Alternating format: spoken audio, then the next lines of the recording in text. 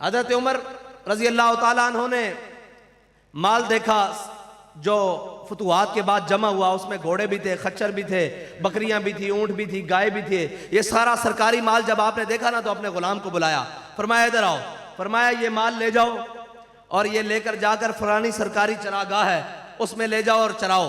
और आगे क्या फरमाया, बड़ी गहरी बात है, आपने फरमाया इब्ने औफ और इब्ने अफ़ान के माल को सरकारी चरागाह के करीब नहीं आने देना। अब इब्ने औफ कौन है? हजरत अब्दुर्रहमान बिन औफ जो अशरा मुबशरा हैं। और इब्ने अफ़ान कौन है? ये हजरत उस्मान गनी है, तीसरे खलीफा हैं और अशरा मुबशरा में भी हैं और बड़ी शानों वाले हैं और जुन्नूरैन भी हैं। हजरत उमर ने फरमाया इनके माल को सरकारी चरागाह के करीब नहीं आने देना। तो उन्होंने पूछा क्यों जी? आपने फरमाया जो थोड़े थोड़े माल वाले हो ना, 10-10, 15-15 बकरियों वाले, जानवरों वाले, उनको जरूर आने देना। उन्होंने कहा जी क्यों? आपने फरमाया उनके पास अपना गुजारा करने के लिए यही चंद जानवर हैं। इब्ने अफ़ान और इब्ने औफ के पास बड़े मालो ज़र हैं, इनके पास बागात हैं, इनके पास जनाब मालो ज़र है, ये अपना गुजारा कर लेंगे। लेकिन उन गरीबों का क्या होगा? आज होता क्या है कि बैरिया टाउन और DHA में लाइट नहीं जाती, लेकिन गरीबों की बस्तियों में लाइट जाती है। हुकूमतों के काम ये नहीं होते कि अमीरों को फैसिलिटेट करें, जो जनरेटर की डीजल को अफोर्ड कर सकते हैं, जो जनरेटर के पेट्रोल को जला सकते हैं, उनके यहां बिजली भेजो कि उनके पास वसाइल हैं, उनकी बिजली बंद करो। लेकिन जो गरीब बिल देने से तंग है उसकी बिजली भी बंद कर दोगे, वो बेचारा क्या करेगा?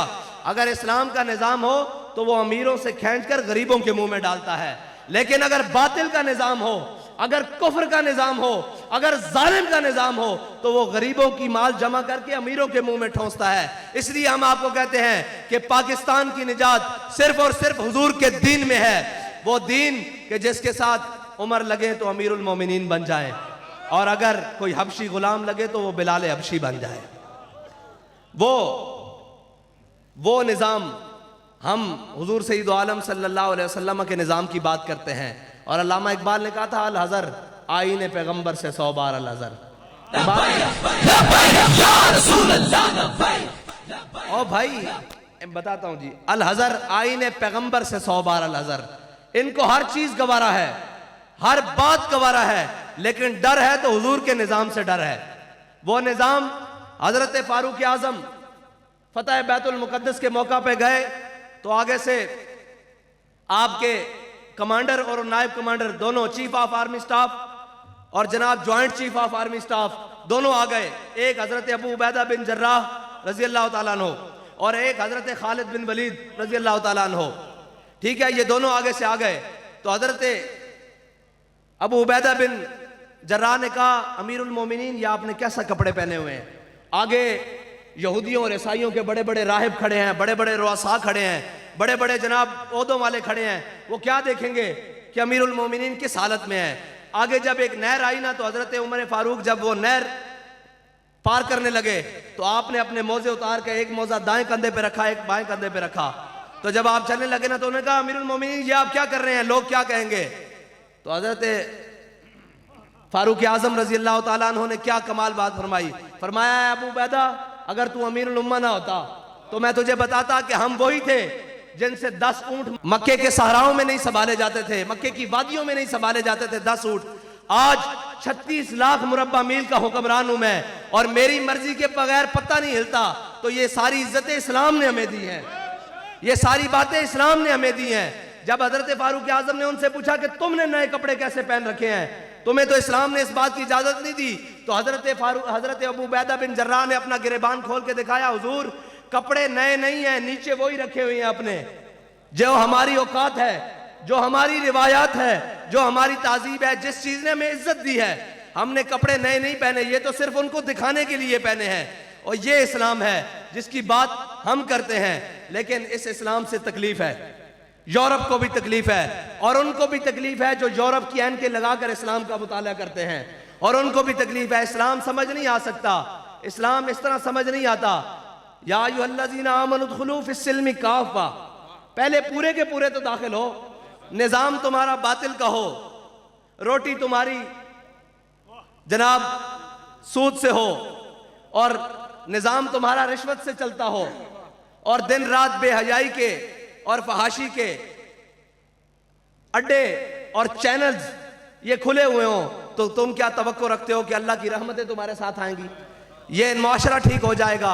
मकसद सबका अल्लाह या रसूल रिजवी तेरे जान सा लब्बैक। किसी का बयानिया सच्चा नहीं है सिवाय तहरीक लब्बैक पाकिस्तान के।